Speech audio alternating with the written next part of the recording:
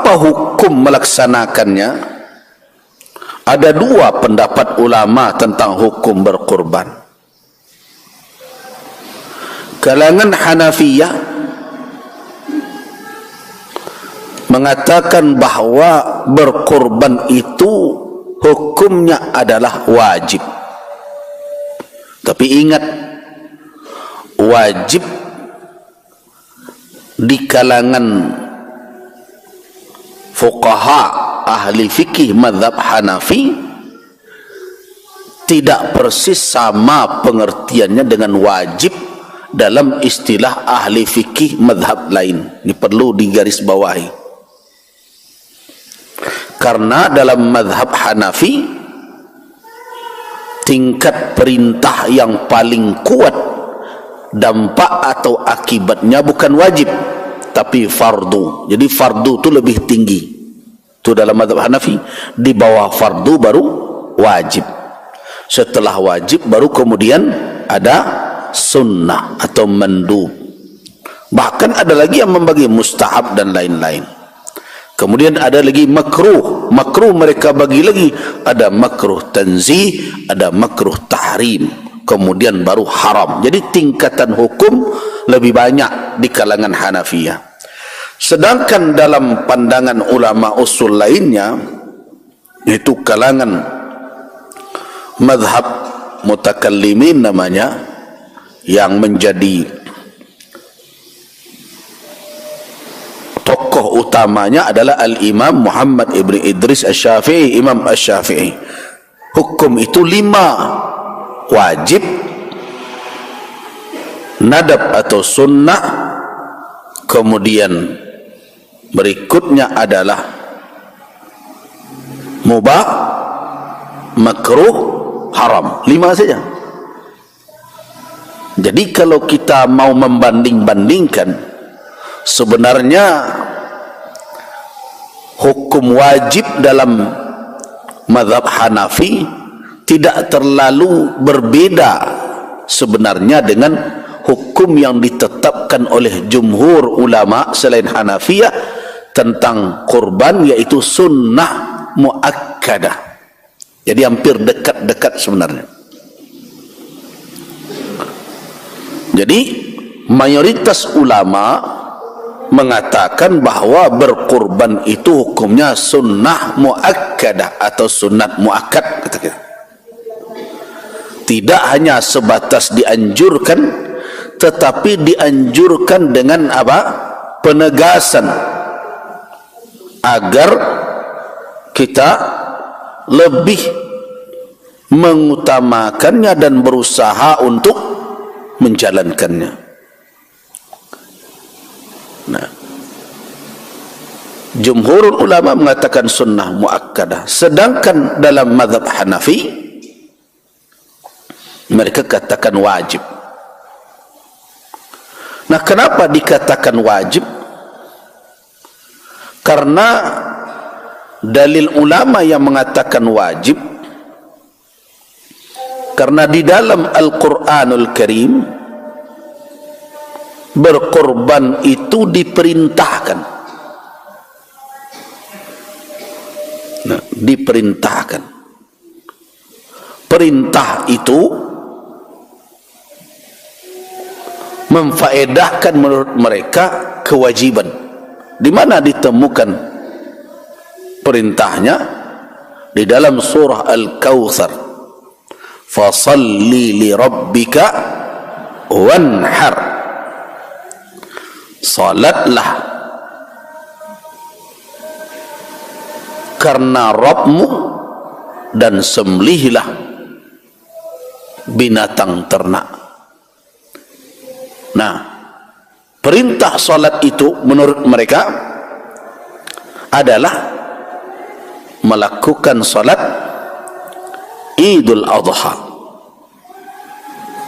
Sedangkan perintah menyembelih binatang kurban mengiringinya.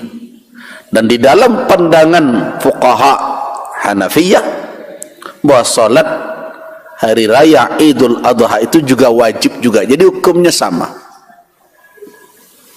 Ya. Nah, sedangkan para ulama yang mengatakan sunnah muakkadah juga memakai ayat itu juga sebagai dalil.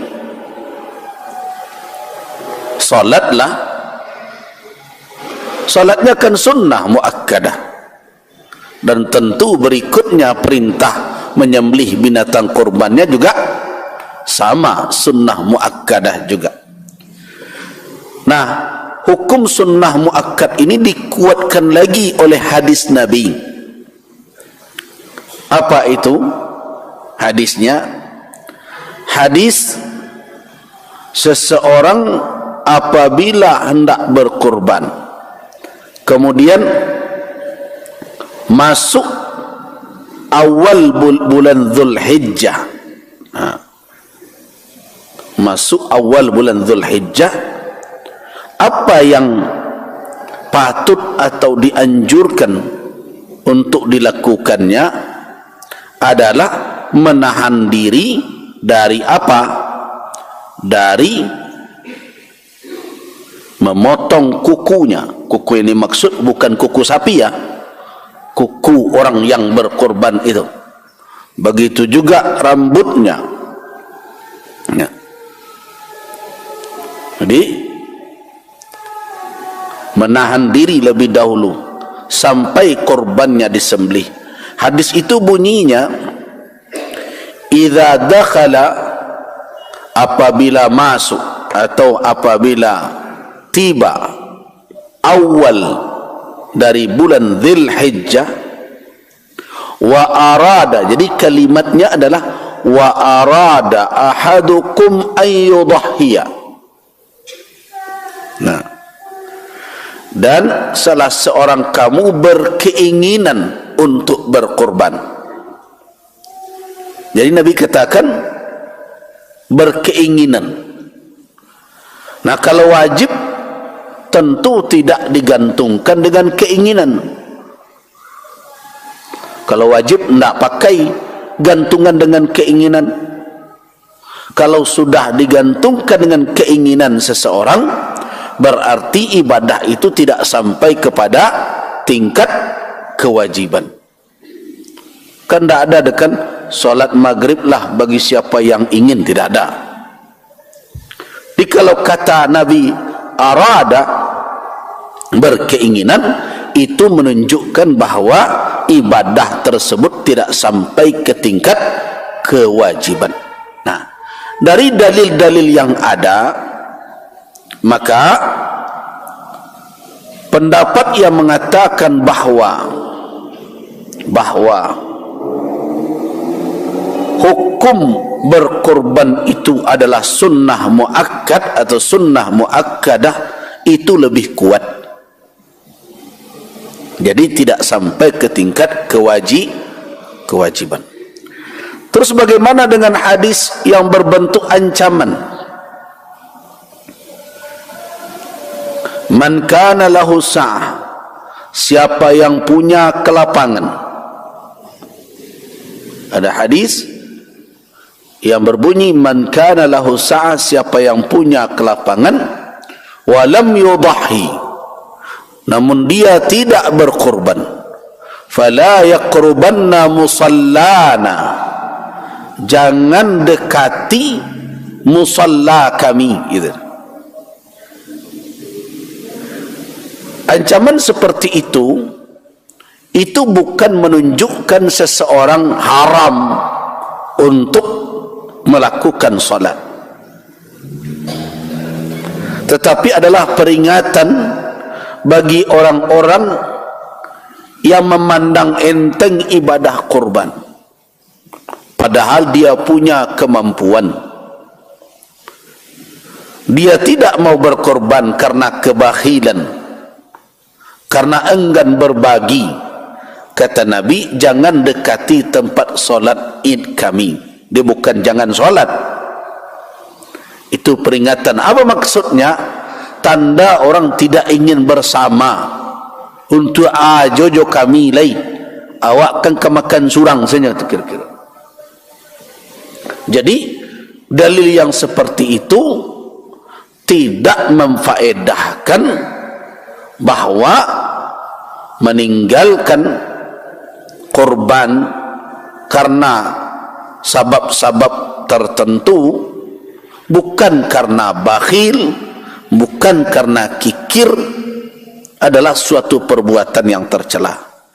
Tapi amalan yang bersifat sunnah muakkadah, kalau ditinggalkan karena memandang enteng, di antara ulama ada yang mengatakan dia berdosa, walaupun tingkat dosanya tidak seperti meninggalkan yang wajib. Jadi jangan dipandang enteng. Nah, jadi begitu kita memahami peringatan Nabi bagi orang yang berkelapangan, punya kemampuan untuk berkorban tapi tidak mau berkorban. Fala yaqrubanna musallana, jangan dekati musalla kami. Musalla itu lapangan tempat solat id kami, surang salah. Nah, artinya orang ini kalau dia meninggalkannya karena tahawun, apa makna tahawun? Memandang rendah, memandang enteng. Nah, tidak patut orang itu bersama dengan kita.